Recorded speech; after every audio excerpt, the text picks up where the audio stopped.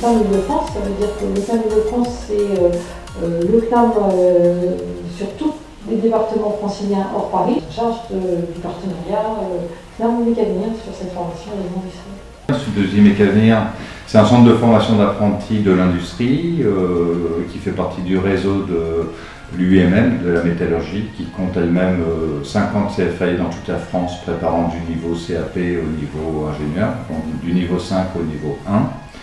Mécanir, ça a été créé il y a 20 ans et on a aujourd'hui 750 apprentis, donc sur 2 sites, le site principal de Puteaux la Défense et l'antenne de Montaville qu'on a ouverte donc, il y a 4 ans maintenant avec une première formation avec le CNAM.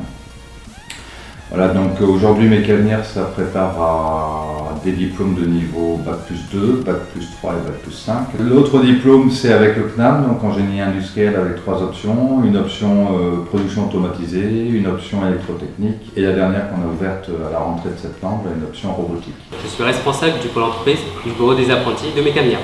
Ce pôle a pour but de répondre à des projets clients de tous les secteurs, que ce soit l'aéronautique, l'automobile ou l'agroalimentaire, en leur proposant des solutions techniques innovantes. C'est entre autres l'élaboration d'une machine à commande numérique pour un client, ou même par exemple la réalisation d'une prothèse de main mécanique pour un enfant malade.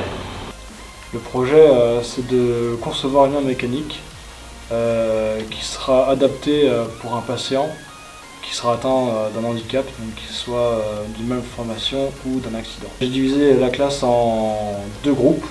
Donc il y a une partie qui s'occupe de la conception de la main en CAO et le deuxième groupe qui s'occupe donc de s'intéresser aux différents matériaux de la main et de faire appel aux médecins pour trouver un patient. Le CNAM, je le connais plus sous la dénomination d'art et métier.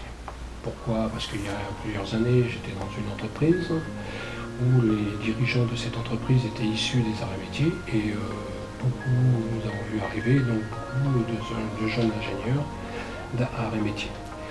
Et le souvenir que j'en ai, c'est que c'était des ingénieurs qui avaient une formation un peu plus qui était une formation pratique plus, par rapport à la vie d'entreprise. Et dernièrement, donc, quand nous avons pu accueillir donc, en fait, un apprenti issu du CNAM de Mantes, j'ai pu aussi me rendre compte et constater que cette philosophie de l'école était conservée. Donc il y avait un côté un peu plus pratique et je trouve que pour une entreprise c'est très intéressant. Je suis directeur du site d'Alpa à Porcheville. J'ai démarré dans le groupe privé il y a une dizaine d'années à peu près en tant qu'apprenti d'ailleurs. Sur les groupes privés on privilégie l'alternance.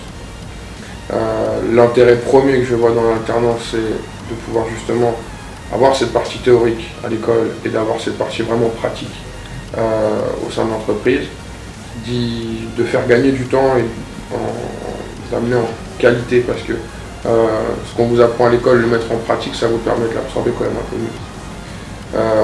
La formation en alternance, ça nous fait aussi gagner du temps sur le parcours des personnes. Un apprenti qu'on aurait eu en alternance ou un ingénieur qu'on aurait eu en alternance, il est tout de suite opérationnel et on a pu déjà cerner la personne. Et c'est bien plus facile d'intégrer, je pense, un établissement quand on est passé par la voie de l'alternance. Je viens d'un BTS en alternance en électrotechnique et juste après j'ai fait une prépa. Pour moi un ingénieur c'est déjà être une personne qui doit agir comme un leader. Pourquoi le CNAM? Parce que c'est un organisme d'État qui est reconnu un peu partout en France, voire ailleurs, donc c'était une possibilité d'avoir un diplôme de valeur. Génie industriel, notre passé pour votre futur.